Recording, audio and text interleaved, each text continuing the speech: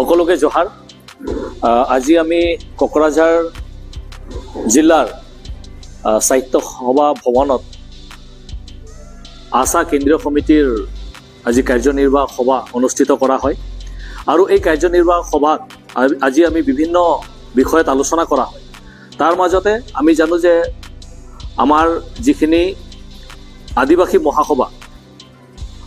মহাসভা আগন্তক আমাৰ যিখিনি মেট্ৰিক ষ্টুডেণ্টছবিলাকৰ এক্সামিনেশ্যন, হায়াৰ ছেকেণ্ডেৰী ষ্টুডেণ্টছবিলাকৰ এক্সামিনেশ্যন, এই গোটেই ইয়াৰ প্ৰতি আমি লক্ষ্য ৰাখি পেলাই সদৌ অসম আদিবাসী ছাত্ৰ সন্থাই যাতে ছাত্ৰ ছাত্ৰীৰ এক্সামিনেশ্যনৰ অন্তত 2 সপ্তাহ 3 সপ্তাহৰ আগত যাতে কোনো হুলস্থুল নহয়, কোনো জেগাত যাতে তেনেকৈ এটা পৰিৱেশ সৃষ্টি নহয়, হাই হুলস্থুল পৰিৱেশ সৃষ্টি নহয়, আমি অনুৰোধ জনাওঁ। বিশেষ কৰি আমাৰ গাঁও অঞ্চলত যাতে বিয়া পৰ্ব যিকোনো অনুষ্ঠানত যাতে তেনেকৈ এটা পৰিৱেশ যাতে সৃষ্টি কৰি পেলাই যিবোৰ আমাৰ ছাত্ৰ ছাত্ৰী আছে তেওঁলোকক যাতে ডিষ্টাৰ্বেঞ্চ নহয়, তাৰ কাৰণে আমি সদৌ অসম আদিবাসী ছাত্ৰ সন্থাই অনুৰোধ জনাইছোঁ। সেই তাৰে প্ৰতি লক্ষ্য ৰাখি আমি আগন্তক মহাসভা আমি পষ্টপন কৰিলোঁ আৰু পষ্টপন কৰি আগন্তক মাৰ্চ মাহৰ 28, 29, 30 মাৰ্চত 2025 আগন্তক আদিবাসী মহাসভা অনুষ্ঠিত কৰাৰ কাৰণে সিদ্ধান্ত গ্ৰহণ কৰা হ'ল। ইয়াৰ লগতে আমি কিছুমান আন্দোলন কাৰ্যসূচী আমি সদৌ অসম আদিবাসী ছাত্ৰ সন্থাই হাতত লৈছোঁ। আমি জনেল ৱাইজত জিলাবিলাকত আমি প্ৰত্যেকটো জিলাত আমি জনেল ৱাইজত চিট ইন ডেমনষ্ট্ৰেশ্যন কাৰ্যসূচী আমি লৈছোঁ। বিশেষকৈ আমাৰ জনজাতিকৰণৰ বিষয়টো লৈ পেলাই চাহ শ্ৰমিকৰ দৈনিক মজুৰিৰ বৃদ্ধিৰ ওপৰত, মাটিৰ অধিকাৰৰ ওপৰত, আমাক আদিবাসী হিচাপে কাষ্ট চাৰ্টিফিকেট দিয়াৰ ওপৰত আৰু যিখিনি লোকেল ইছ্যুজ আছে সেইবিলাকৰ ওপৰত লক্ষ্য ৰাখি পেলাই আমি চিট ইন ডেমনষ্ট্ৰেশ্যন আমি লোৱা হৈছে।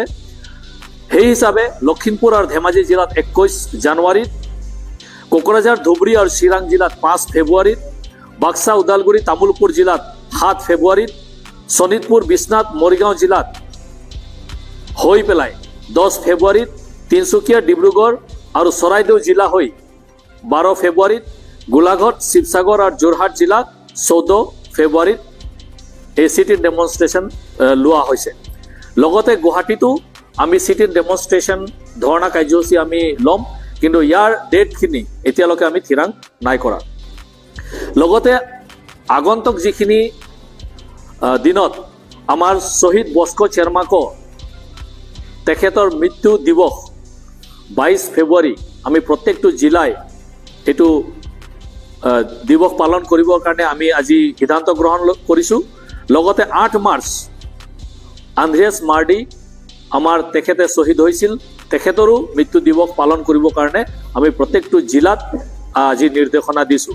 লগতে তেওঁলোকৰ যিসকল হত্যাকাৰী আছিল এই হত্যাকাৰীসকলে যাতে কৰায়ত্ব হয় আৰু এওঁলোকৰ পৰিবাৰে যাতে ন্যায় পায় তাৰ কাৰণে সদৌ অসম আদিবাসী ছাত্ৰ সন্থাই মাত মাতি থাকিব।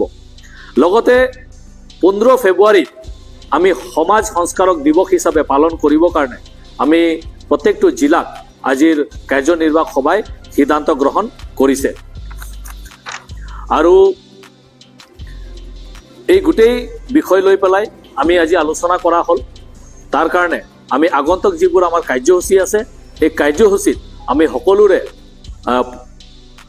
ছাপোৰ্ট বা পৰামৰ্শ বিচাৰি আমি সকলোকে ধন্যবাদ জ্ঞাপন কৰিছোঁ।